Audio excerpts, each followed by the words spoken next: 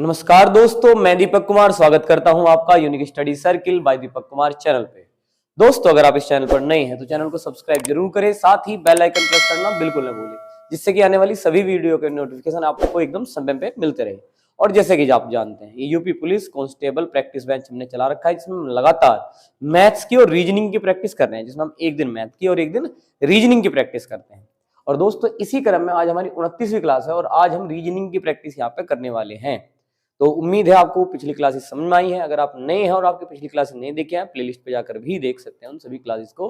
उससे आपको काफी बेनिफिट मिलेगा आपके एग्जाम में, क्योंकि वो सभी प्रीवियस ईयर क्वेश्चनों पर आधारित हैं और प्रीवियस ईयर क्वेश्चन के बहुत ज्यादा या लगभग सवाल वहां पर कराए गए हैं।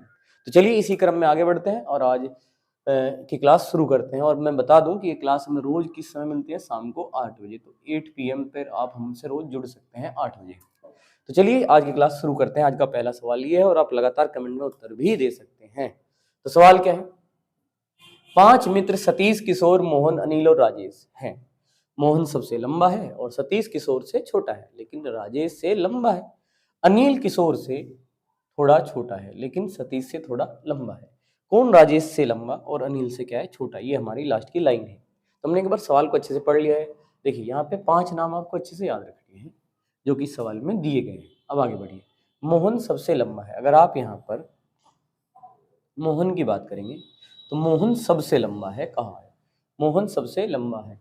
सतीश किशोर से छोटा लेकिन राजेश से लंबा है। इस लाइन को हम इधर रखेंगे। क्या कहा? सतीश जो है किशोर से क्या है, छोटा है। सतीश अगर यहाँ पे रखे हम तो सतीश को क्या बताया कि किशोर से छोटा है। किशोर से छोटा, तो हमने किशोर को ऊपर लिख दिया ताकि हमें क्लियर हो सके। लेकिन राजेश से लंबा है और राजेश से क्या लंबा। अब आप बताइए, क्या आप इससे सहमत हैं? मोहन हमने सबसे लंबा लिखा था और कुछ नहीं कहा था, तो हमने एक लाइन लिख के इधर साइड में रख लिया इसको।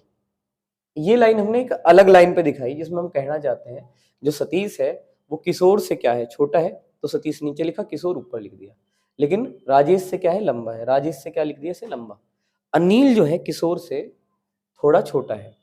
देखिए, किसकी बात हो रही है? अनिल की। अनिल किससे छोटा है? किशोर से थोड़ा छोटा है। तो किशोर से, अब शायद बीच में आ जाए, यहाँ पे लिख लेते हैं अनिल से थोड़ा छोटा है, लेकिन सतीश से थोड़ा क्या है, लंबा है। तो बिल्कुल ठीक जगह पे हमने उसे लिखा है। कौन? राजेश से लंबा। क्या कहा है इन्होंने? राजेश से क्या है, लंबा, लेकिन अनिल से क्या है, छोटा है। कह रहे हैं राजेश से लंबा लेकिन अनिल से कौन है, छोटा है। तो आराम से हमें उत्तर मिल रहा है, क्या है, सतीश। अगर आपको लगे मोहन तो हमने लिखा ही नहीं, तो आप क्या करेंगे, सबसे लंबा था तो आप कहाँ लिख सकते हैं, यहाँ पर। चाहे तो आप एक बार पूरी बात को दोबारा से देख लेंगे। 5 लोग हैं, 1 2 3 4 5। मोहन सबसे लंबा है, उसे हमने साइड में भी रख रखा था, बाद में आप उसे रख सकते थे। किसकी बात हुई थी सबसे पहले? सतीश की, कि वो राजेश से लंबा किशोर से छोटा है। और बीच में जो थोड़े की बात हुई कि अनिल जो है किशोर से थोड़ा छोटा और सतीश से थोड़ा लंबा। उस हिसाब से राजेश से लंबा लेकिन अनिल से छोटा कौन है? सतीश। तो आंसर हुआ बी। और चले गए अगले सवाल पर। तो चलिए अब इस सवाल का आंसर दीजिए कि इस सवाल का आंसर क्या होगा। विषम शब्द का चयन कीजिए। क्या है यहाँ? रैप, ऋचा, राग और क्या भाई, बैलेट। तो बताइए आपके हिसाब से विषम यानी कि यहाँ पे भिन्न शब्द क्या है। यह आपकी नॉलेज पे डिपेंड करेगा और सामान्य नॉलेज पे डिपेंड करेगा। आपको पता होगा रैप एक प्रकार का क्या है, संगीत है, मतलब गाने का एक प्रकार हुआ। उसी प्रकार से ऋचा भी एक संगीत के ही प्रकार में है, राग भी एक संगीत का प्रकार है। लेकिन जो बैलेट है वो एक प्रकार का नृत्य है। आप इसे गूगल कर सकते हैं, ठीक है। तो यहाँ पे जो अलग होगा वो क्या होगा, डी होगा। तो उम्मीद है क्लियर है। अब चलते हैं अगले सवाल पर। तो चलिए इस सवाल को करते हैं और ध्यान से समझिए और बताइए सवाल क्या है। सीरीज है एक 8 12 18 27। यहाँ पे प्रश्नवाचक चिन्ह है, यानी कि यहाँ का हमें बताना है कि क्या है। और यहाँ पे 60.75 है। और इनमें से कौन सा आंसर हो सकता है, आप दे भी सकते हैं आंसर कि क्या होगा। अब गौर से देखिए तो ये 8 और 12 कितने गुना है, 1.5 गुना है। 1.5 को आप दो तरीके से लिखते हैं, 1.5 कर लीजिए या फिर 3/2 कर लीजिए। दोनों ही तरीके से आप समझ सकते हैं। 1.5 को ऐसे लिख लें या ऐसे लिखें। चलिए हम ऐसे लिखते हैं। तो यहाँ 3/2 की गुणा है। अगर आपको डाउट है तो करके देखते हैं। 8 गुना 3/2, 2 चौका 8, 4 तिये 12, तो 12 आ गया। 8 में 3/2 की गुणा करके। अब 12 में किसकी गुणा करिए, फिर से आप 3/2 की गुणा करिए, तो क्या आना चाहिए, 18। देखिए अब 2 से 6 बढ़ गया और 6 गुना 3 तो आ गया 18, तो 18 आ गया। अब 18 में फिर से गुणा करिए आप 3/2 की, तो 2 नम 18 और 9 तिये 27, तो 27 आ गया। अब आपको करना क्या है, 27 में गुणा करनी है किसकी, 3/2 की। अब गुणा करिए, 27 थे 81, 81/2 तो आ जाएगा 40.5। तो हमारा यहाँ पर आंसर आना चाहिए 40.5। क्लियर करने के लिए, यानी कि फिलहाल आंसर जो हमें समझ में आ रहा है क्या है, ए है। क्लियर करने के लिए आप क्या करेंगे, एक स्टेप और बढ़ा लेंगे। 40.5 में आप फिर से गुणा करिए किसकी, 3/2, और इस बार इसमें गुणा करके क्या आना चाहिए, ये आना चाहिए। तो चलिए कर देते हैं। तो 3 पंजे 15 और 3 चौक 12। तो यहाँ पे अब भाग करेंगे आप, तो देखिए 2 6 12, 2 0 0, 2 7 14, 2 पंजे 10, तो बिल्कुल आ गया है। तो सारी चीजें ठीक है, 3/2 से अगली टर्म हमें मिल रही है, और उस हिसाब से देखें तो आंसर जो है हमारा क्या है, 40.5 है, जो कि ए ऑप्शन हुआ। अब चलते हैं अगले सवाल पर। तो चलिए इस सवाल को ट्राई करिए और बताइए कमेंट में आंसर आपके हिसाब से क्या हो सकता है। सवाल पढ़ते हैं। सवाल है, श्रीमान सूरी, यहाँ पे एक नाम दिया गया है, जो एक शिक्षक हैं, एक तस्वीर में एक महिला की ओर इशारा करते हुए कहते हैं। तो यहां तक बात ये हुई। वह कौन किसके लिए आया है, श्रीमान सूरी जो कि एक शिक्षक है, तस्वीर में एक महिला की ओर, तो ये वह किसके लिए आया है, महिला के लिए आया है। मेरे किसके लिए आया है, श्रीमान सूरी के लिए जो कि शिक्षक है, क्योंकि बोलने वाले वही है। मेरे भाई की बहन के पिता की पुत्री है, वह महिला श्रीमान सूरी के भाई से किस प्रकार संबंधित है बताएं। तो देखिए ध्यान से, सूरी, मेरे भाई यानी कि सूरी के भाई, क्योंकि मेरे कहने वाला कौन है भाई, सूरी है। तो मेरे भाई मतलब सूरी के भाई जो कह रहा है बात को। तो भाई हो गया की बहन, की बहन यहां होगी, के पिता ये होगी, की पुत्री है ना, की बहन की पुत्री है वह महिला। अलग से उस महिला को आप मान सकते हैं, या इस महिला को भी वह महिला मान सकते हैं, और वह किसके लिए था, उस महिला के लिए। तो यहाँ पे बात जहां रुकी है वो महिला होगी। लास्ट की लाइन कनेक्ट करने में कई बार दिक्कत हो जा, तो दोबारा समझिएगा। जहां ये पुत्री है रुका है, ये है ही किसके लिए है, इस वह के लिए, इतना समझ लीजिए आप। जहां आप रुके हैं वहीं ये चीज है। लास्ट में है जो है, पुत्री है, तो कौन है, वह मतलब वो महिला यहाँ पे। तो सूरी यहां से पढ़िए, मेरे मतलब सूरी के भाई, ये भाई प्लस में आया है उसी की पीढ़ी में, की बहन के पिता और की पुत्री। ये भी पुत्री है, अलग से भी कोई पुत्री ले सकते हैं, इकलौती का कोई जिक्र है नहीं। तो यहाँ पे है का मतलब पुत्री है, कौन, वह कौन, महिला। यहाँ पे हमने कह दिया है ये सभी एक ही पीढ़ी में आए, इनके पिता है। तो सूर्य का भाई यानी कि ये से किस प्रकार संबंधित है, कौन, महिला। तो ये महिला, चाहिए महिला कोई भी हो, ये क्या है, इनकी बहन है। तो कहने का मतलब है, आपको समझ में आ रहा होगा, ये सभी भाई बहन है यहाँ पे। तो चाहे सूर्य की के भाई की कह लीजिए या सूर्य की कह लीजिए, दोनों ही की क्या है, वो बहन लगेगी। तो यहाँ पे आंसर क्या देंगे, हम बी देंगे। उम्मीद है आपको क्लियर है। अब चलते हैं अगले सवाल। तो चलिए इस सवाल को आप ट्राई कर सकते हैं। जैसे कि आप देख पा रहे हैं यहाँ पे 5 10 30 प्रश्नवाचक चिन्ह 4 12, और यहाँ पे देख लीजिए आप कि 6 12, और इस तरीके से चीजें है यहाँ पे आपके। तो आपके हिसाब से जो है आंसर वो क्या हो सकता है, आपको बताना है। तो कई बार हम अलग अलग तरीके के नियम लगाते ही हैं। जैसे देखिए, हम ऐसे सोच सकते हैं कि भाई जैसे इनका अंतर कितना है, 10 में से 5 गए तो 5 हो गया, और 5 गुना 6 करके कितना आ सकता है, 5 छंग 30 आ सकता है। यहाँ पे इस हिसाब से अगर हम देखें कि भाई यहाँ 12 में से 6 घट के 6 आ जाएगा, 6 गुना 6 कितना आ जाएगा, 36 आ जाएगा। अगर हम यहाँ पे उस हिसाब से यहाँ पे कोई नंबर लें, जैसे यहाँ पे हमें क्या लेना चाहिए, तो अगर हम यहाँ 2 लें, देखिए 2 लें अगर हम यहाँ पे, तो अब देखिए यहाँ पे 4 में से 2 घट के कितना आ जाएंगे, 2, और 2 गुना 6 कितना आ रहा है हमारा, 12 आ रहा है। तो ये बिल्कुल यहाँ पे इस तरीके से क्या आ जाएगा, 2 आ जाएगा। आप और लॉजिक भी देख सकते हैं, एक और तरीके से मैं आपको इसे बता सकता हूँ सवाल को। अब देखिए, तो यहाँ पे फिलहाल 2 है और 2 हम आंसर दे रहे हैं। अगर आप देखेंगे, अगर हम इस तरीके से करते हैं सवाल को कि यहाँ 30 है और यहाँ क्या है, 36 है, अगर मैंने घटा दूँ तो ये 6 आएगा, 36 में 30 घट गया, और उसे 2 से गुणा कर दूँ तो 6 दूनी 12, यानी कि ये नंबर आ गया है।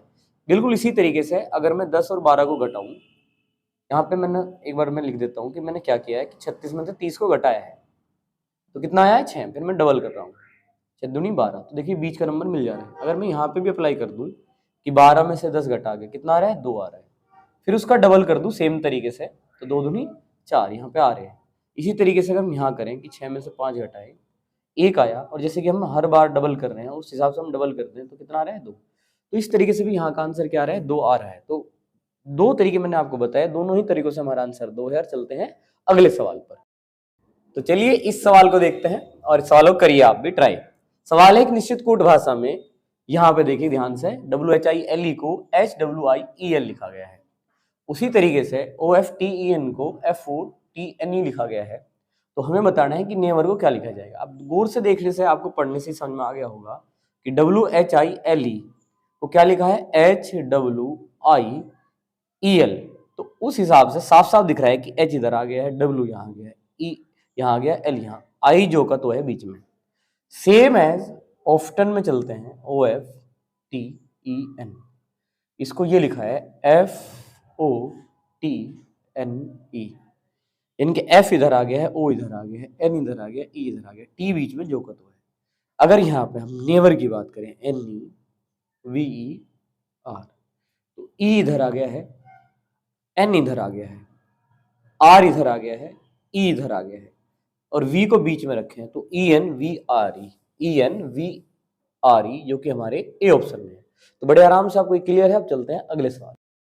तो चलिए इस सवाल को ट्राई करना है आपको, और बताइए आपके हिसाब से कमेंट में आंसर क्या हो सकता है। सवाल क्या है, एक निश्चित कूट भाषा में WHICH और यहाँ पे कुछ शब्द दिए गए हैं और ये अलग है इससे, तो कुछ देखना पड़ेगा कि क्या है, के रूप में लिखा गया है। उसी तरीके से इसको ये लिखा गया है और यहाँ पे ऐसे का हमें बताना है।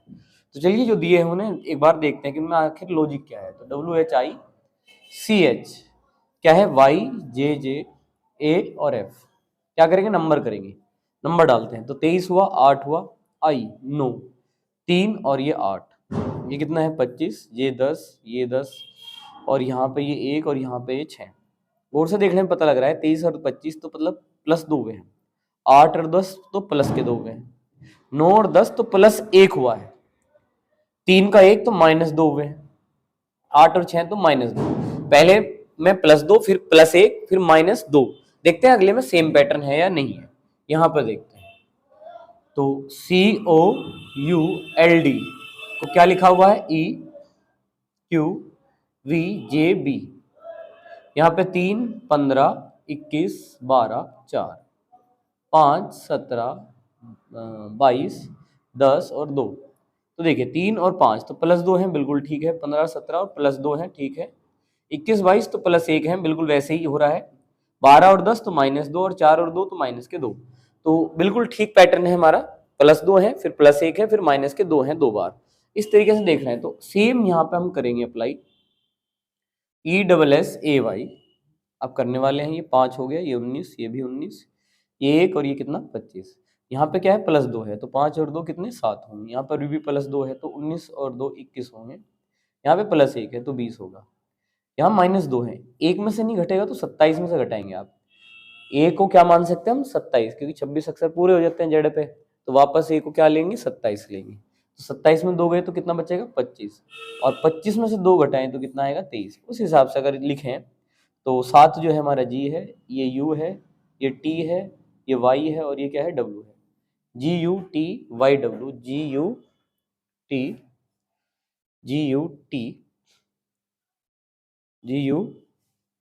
GUTY। यहाँ पे ये M क्या हमसे गलत लिखा गया है, बिल्कुल सही बात है, ऑप्शन में ही हमसे मिस्टेक हुई है। तो GUTY और W, तो यहाँ पर आंसर क्या होगा हमारा ए होगा। तो उम्मीद आपको क्लियर। अब चलते हैं अगले सवाल पर। तो चलिए इस सवाल को ट्राई करते हैं और ध्यान से देखिएगा कि सवाल का आंसर क्या है। एक बार सवाल को अच्छे से पढ़ लीजिए। वैन आरेख का सवाल है, ये टाइप भी आपके एग्जाम में जरूर आएगा, तो ध्यान से करिएगा इस टाइप के सवाल। सवाल क्या है फिलहाल देखते हैं। 1000 व्यक्तियों के हिंदी, अंग्रेजी और संस्कृत के उनके ज्ञान के संबंध में एक सर्वेक्षण का परिणाम इस वैन आरेख द्वारा दिया गया है। तीनों भाषाओं को जानने वाले और संस्कृत नहीं जानने वालों का अनुपात ज्ञात कीजिए, हमें बताना है। तो अनुपात बताना है, जैसे कि यहाँ पर इसे हम 10:31 भी समझ सकते हैं, 10/31 लिखा हुआ है। 10:59 कह सकते हैं, 1:9 कह सकते हैं इस बात को, और 5:27। तो लिखने का तरीके में आपको चिंतित नहीं होना है, बस ध्यान से समझना है चीजों को। तो अगर आप पहली बार वैन आरेख कर रहे हैं तो जब भी आप अभ्यास करें वैन आरेख का, तब आप उसमें कुछ शब्दों का बोलने का तरीका ध्यान से करना है आपको। जैसे कि अगर ये इस तरीके से बनाए हैं तो आपको समझना होगा कि जो ये कॉलम है ये किसका है? तीनों का है। इसमें यहाँ केवल बोलने की जरूरत नहीं होती है, तीनों का इकट्ठा है, तो तीनों के लिए ये है। अगर हम यहाँ पर एक भाषा की बात कर रहे हैं, जैसे कि यहाँ अंग्रेजी है और यहाँ हिंदी है, अगर इतने की बात करें तो ये अंग्रेजी और हिंदी का कॉमन पार्ट है, ये अंग्रेजी और हिंदी का कॉमन पार्ट है। लेकिन ये पार्ट संस्कृत में भी है, ये पार्ट किसमें? संस्कृत में भी है। तो अगर इतने भाग की बात करें तो ये किसको बताएगा? केवल अंग्रेजी और हिंदी को ये बताने वाला है, ये केवल हिंदी अंग्रेजी को बताएगा। अगर आप देख पा रहे हैं कि मैं कहाँ पर मार्कर चला रहा हूँ उस हिसाब से। तो अब देखिए, अगर हम समझें इसी तरीके से हम यहाँ पे बात करें कि ये पार्ट तो तीनों का है, अगर हम इसकी बात करेंगे तो ये आपका हिंदी का और किसका हो जाएगा? संस्कृत का, ये वाला पार्ट हो जाएगा। ये तीनों में अगर ये पार्ट छोड़ दें, तीनों वाला पार्ट, तो ये केवल इतना पार्ट, ध्यान से समझेंगे, इतना पार्ट केवल वर्ड आ जाएगा हिंदी और संस्कृत के साथ। अगर अब बात इस पार्ट की करें, इस पार्ट की, तो ये अंग्रेजी का और संस्कृत का कॉमन पार्ट है। लेकिन अगर इतने की बात करें तो केवल अंग्रेजी और संस्कृत होगा। अगर बात करें इस पार्ट की, देखिए ध्यान से, इस पार्ट की इतने की, तो ये केवल किसका है? अंग्रेजी का है। इसकी बात करें तो ये किसका है? केवल संस्कृत का है। इसकी बात करें तो ये पार्ट किसका है? केवल हिंदी का है। अब यहाँ पर ध्यान देंगे आप, ये पार्ट पूरा किसका है? संस्कृत का। ये पूरा पार्ट जो भी सब ले लें अंग्रेजी का है, केवल हटा दीजिए, ये पूरा पार्ट किसका है? हिंदी का है। जैसे इन्होंने कहा तीनों भाषाओं को जानने वाले, तो तीनों का कॉलम ये है। तो यहाँ पर अगर इससे तुलना करेंगे तो तीनों का जो मान है, तीनों का, वह कितना है? 100 है। तीनों की बात करें तो 100 है। फिर उन्होंने कहा संस्कृत नहीं जानने वाले, संस्कृत नहीं, तो संस्कृत इतना भाग है, संस्कृत में सब आगे हैं, ये सभी जानते हैं। जैसे ये केवल संस्कृत जानते हैं, ये हिंदी के साथ संस्कृत जानते हैं, ये तीनों भाषाओं में भी संस्कृत जानते हैं, ये अंग्रेजी के साथ संस्कृत जानते हैं। तो इन्हें सबको छोड़ना पड़ेगा, क्योंकि संस्कृत नहीं जाननी चाहिए, चाहे उन्हें किसी और भाषा ज्ञान हो ना हो, कि उन्हें संस्कृत नहीं जाननी चाहिए। ये केवल अंग्रेजी जानते हैं, ये हिंदी और अंग्रेजी जानते हैं, ये भी संस्कृत नहीं जानती, ये केवल हिंदी जानते हैं। तो अगर इन्हें जोड़ लें हम, जो कि कितना बैठ रहा है हमारा, देखिए 200, 400 और ये 540 आ जाएगा। कितना आ जाएगा? ये 540। ये संस्कृत नहीं जानते हैं, संस्कृत नहीं जानते। अब इनका अनुपात अगर हम निकाल लें, 0 गया, 2 से काट दे तो 5 और 2 से काट दे तो कितना? 27। 5/27 या 5:27, जो कि हमारा मैच कर रहा है क्या? डी। तो उम्मीद है आप एक एक कॉलम का मतलब, उसे बोलने का तरीका यहाँ पे जरूर समझते हैं और समझ गए होंगे। तो आशा करते हैं आपको क्लियर है, डी आंसर है इस सवाल का। चलते हैं अगले सवाल पर। तो चलिए इस सवाल को देखिए और बताइए इस सवाल का आंसर क्या हो सकता है। विषम चुनना है आपको, इनमें से अलग क्या है? कवक, कीड़ा, जीवाणु और मछली। तो आपके हिसाब से आप कमेंट में आंसर बताइए कि आपको क्या लगता है इनमें अलग क्या है। तो अगर आप देखिए ध्यान से, अगर आप खाद्य श्रृंखला पे जाए तो ये सभी क्या है? अपघटक है, यानी कि कोई भी चीज है, अवशेष है, उसे ये गलाने सड़ाने का काम करते हैं, ये अपघटक है खाद्य श्रृंखला के। जबकि मछली एक उपभोक्ता है, मछली इस प्रकार के काम नहीं करती। जैसे कोई भी डेड बॉडी मान लीजिए आप, यहाँ पे कोई जीव जंतु है जमीन में गड़ा हुआ है, तो उसे नष्ट करने का काम करेंगे ये सारी चीजें, है ना, अपघटक कहलाएंगे खाद्य श्रृंखला के। जबकि ये एक उपभोक्ता है, उसमें अगर देखें तो अलग क्या होगा? डी होगा। तो उम्मीद है आपको क्लियर है। आप चलते हैं अगले सवाल पर। तो चलिए इस सवाल को अब ट्राई करना है आपको कि इस सवाल का आंसर क्या होगा। तो गौर से देखिए क्या है, 8:504, 9 अनुपात क्या आएगा। देखिए यहाँ पे अगर हम देखें तो ये 8 है, और हम जानते हैं कि 8 का घन कितना है? 512 है। और 512 में से अगर आप 8 को ही घटा दें, इसी नंबर को अगर आप माइनस करते हैं तो कितना आ जाएगा? 504 आ जाएगा। ये नंबर आ जाएगा। अगर आप 8 का घन करके उसमें से 8 ही घटा देते हैं तो 504 आ जाएगा। उसी तरीके से अगर हम 9 का घन करके, इस नंबर का 9 का घन कर दें, 729 आ जाएगा। और फिर इसी 9 को उसमें से घटा दें तो हमें क्या मिलेगा? 720 मिलेगा। तो हमारा आंसर क्या हो जाएगा? सी। उम्मीद आपको क्लियर है। अब चलते हैं अगले सवाल पर। तो चलिए इस सवाल को ट्राई करेंगे। ये एक श्रृंखला का सवाल है और अगला पद क्या आएगा हमें बताना है। यहाँ पे क्या आएगा? तो देखिए यहाँ पे हल करते हैं, इनका अंतर करेंगे। सबसे पहले 14 में से 9 गए तो कितने बचे? 5। यहाँ 5 का अंतर है, इनके कह सकते हैं 5 प्लस है। 24 में से 14 घटाइए तो कितने? 10 का अंतर है। ऐसे ही आप 39 में 24 घटाइए तो कितने का अंतर है? 15 का। और यहाँ पे घटाइए तो आपको क्या मिल रहा है? 20 का अंतर यहाँ पे हमें मिल रहा है। तो किस हिसाब से देख रहे हैं हम, 5-5 का अंतर है इनमें, है ना, 5 और 10, 5 15 और 5 कितना 20। तो उस हिसाब से अगर देखें तो कि 5 और अगर बढ़ाएं तो यहाँ 25 आना चाहिए। तो अगला जो अंतर है वो किसका होना चाहिए, 5 10 15 20 के बाद 25 का। तो 25 अगर आप जोड़ देते हैं तो 9 और 5 14 और 7 5 और 2 7 और 1 8। तो आपका ये योग करके कितना आ जाएगा 84, जो कि हमारे ए ऑप्शन में है। तो उम्मीद है क्लियर है। अब चलते हैं अगले सवाल पर। तो चलिए इस सवाल को करते हैं ट्राई। इस सवाल में आपको आंसर बताना है। तो देखिए सवाल क्या है, 7 व्यक्ति उत्तर और मुख, यानी कि उनका जो चेहरा है, मुख है, वो किस दिशा में है, उत्तर की दिशा में है। तो अगर ये इस तरीके से लाइन बनाएंगे तो उनका जो चेहरा है वो किस दिशा में है, उत्तर की दिशा में। आपको समझना है इस तरीके से। दिशा में एक रेखिक पंक्ति में बैठे थे, पी और आर के बीच 3 व्यक्ति बैठे हैं। पी और आर के बीच में 3 व्यक्ति बैठे थे। यू टी के बाईं ओर तीसरे स्थान पर बैठा था, जो आर के निकटस्थ बैठा था। पी वी के बाएं किसी एक स्थान पर बैठा है। क्यू एस के दाईं ओर दूसरे स्थान पर बैठा था। वी आर के दाईं ओर दूसरे स्थान पर बैठा था। पंक्ति के बीच में कौन बैठा है बताना है। तो देखिए यहाँ पे कोई निश्चित जानकारी तो नहीं मिल रही, लेकिन जहां से कहा है वहीं से शुरू करते हैं। कहा है पी और आर के बीच में 3 व्यक्ति है। अगर मैं पी को यहाँ लूं, अभी मैं कोई भी जो भी मतलब गिनती है इनके साथ, मैंने 7 के 7 निशान नहीं लगाए हैं। फिलहाल मैं केवल पी को बिठा रहा हूँ। पी और आर के बीच में 3 व्यक्ति बैठे हैं, 1 2 3, और ये हुआ हमारा क्या भी आर।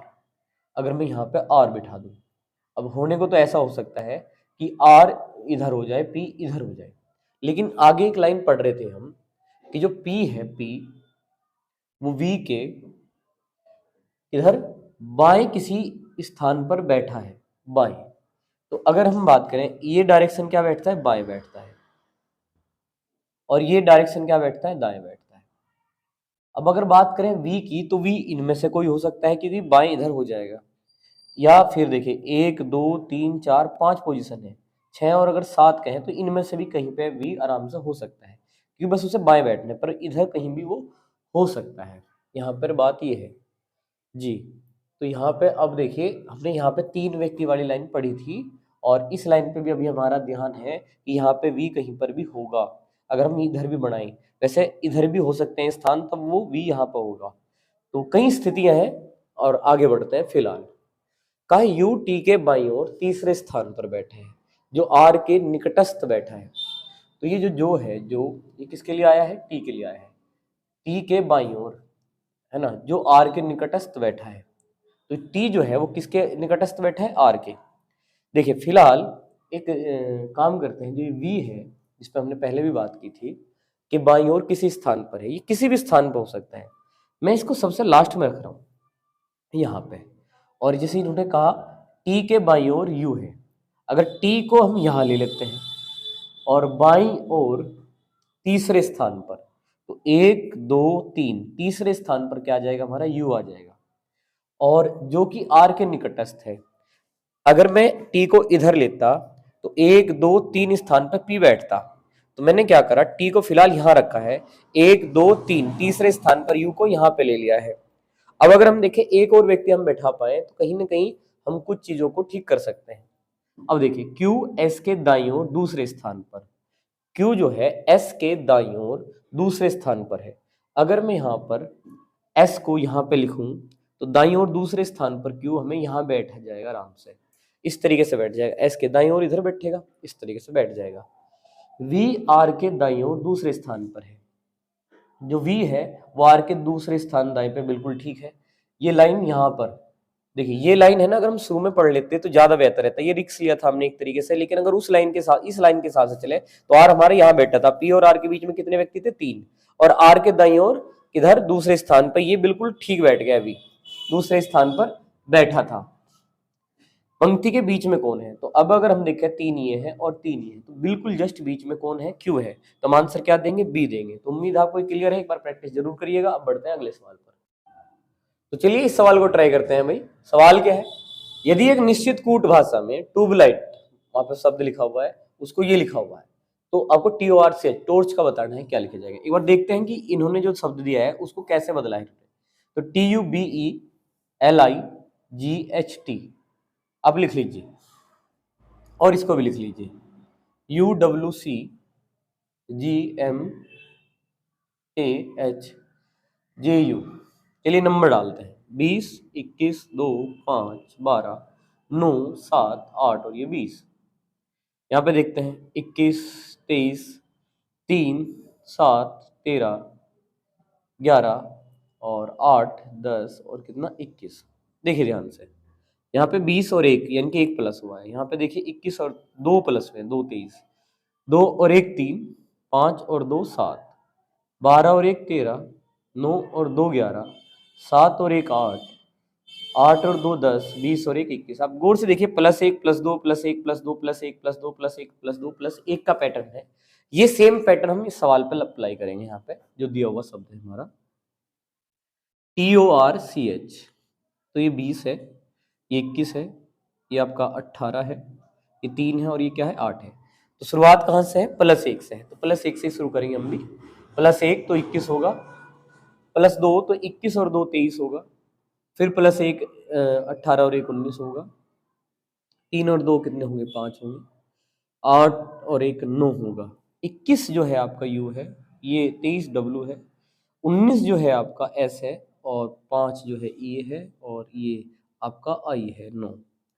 तो UWSEI, U आपका U के बाद में आपको चाहिए WSEI। सबसे मेन जो है ये मिल रहा है, बस एक वर्ड में हमारा कंफ्यूजन है कहीं ना कहीं, तो हमें उसको चेक करना पड़ेगा कि हमारा जो शब्द है वो सही है या नहीं है। अच्छा, हमने ही गलती की है, हमने O को क्या लिख दिया है, आप देख पा रहे होंगे वहाँ पे, जरूर आपको तो पहले ही दिख रहा होगा यहाँ पे कि 15 को हमने गलत लिख दिया था। यहाँ पे 15 और 2 कितने होंगे 17 होंगे, और 17 का क्या आएगा, तो यहाँ पर हमारी नंबरिंग गलत हुई है, तो माफ कीजिएगा इसके लिए। तो UQ बिल्कुल ठीक आ गया, एक शब्द में थोड़ा गड़बड़ कर गया था, फिर भी हम अपने आंसर पे बिल्कुल करेक्ट है। तो आंसर क्या है हमारा B है। चलते हैं अगले सवाल पर। तो चलिए इस सवाल को ट्राई करते हैं। इस सवाल में क्या है, आप कमेंट में आंसर बता सकते हैं। सवाल है, दिव्या का विवाह कैल्विन से हुआ है और कैल्विन बबीता का भाई है, जो नारायण और देवी की पुत्री है। परिवार में कितनी महिला सदस्य है? तो आप बता सकते हैं यहाँ पे कि अगर आप देखें तो आपको नाम से देखें तो दिव्या और बबीता और देवी, तो 3 तो ये दिख ही रहे आपको साफ साफ, तो आंसर उस हिसाब से क्या होना चाहिए आपका 3। फिर भी अगर आप चित्र बनाना चाहें तो बनाइए। दिव्या का विवाह कैल्विन से हुआ है, इसे कैसे लिखेंगे हम? दिव्या, यहां पे माइनस कर लेते हैं, कैल्विन से हुआ है। कैल्विन बबीता का भाई है, तो जो कैल्विन है वो किसका भाई है? बबीता का। तो बबीता का भाई है, जो नारायण और देवी की क्या है? पुत्री है। तो बबीता जो है किसकी? नारायण की और देवी की पुत्री है। नारायण और उसकी पत्नी करते देते हैं देवी, और उनकी पुत्री कौन? बबीता। तो देवी भी क्या है? एक महिला है एक तरीके से। तो दिव्या एक महिला है, एक बबीता एक महिला है, यहाँ पे देवी एक महिला है। इस हिसाब से कितनी महिला है परिवार में? 3 महिला है। तो उम्मीद आपको क्लियर है। आप चलते हैं अगले सवाल। तो चलिए आइए इस सवाल को देखते हैं। सवाल क्या है? सवाल एक निश्चित कूट भाषा में FIT को 35 लिखा गया है, HAT को 29 लिखा है। तो आपको बताना है LIP को किस प्रकार लिखा जाएगा। तो चलिए एक बार देखते हैं कि आखिर ये किस तरीके से है। फटाफट से एक बार चेक करते हैं, एक बार नंबर डाल लेते हैं। तो यहाँ पे 35 हम जानते हैं, F का क्या है 6, I का कितना है 9 है, और T का कितना है 20 है। तो 9 और 6 15 और 20 35, तो इनका डायरेक्ट योग है ये, तो डायरेक्ट ही जोड़ दिया गया है। यहाँ पे भी चेक कर लीजिए HAT का, यहाँ पे 29 है, ये 8 है, ये 1 है और ये 20 है। तो 20 और 1 और 8 जोड़ के कितना आ रहा है? 29 आ रहा है। तो आपको सीधे सीधे ना जोड़ देना है किसको? LIP के नंबर को। L का नंबर कितना है 12, I का कितना 9 है, और O का कितना है 16 है। अगर आप इन्हें जोड़ देंगे तो आपको कितना मिल जा रहा है?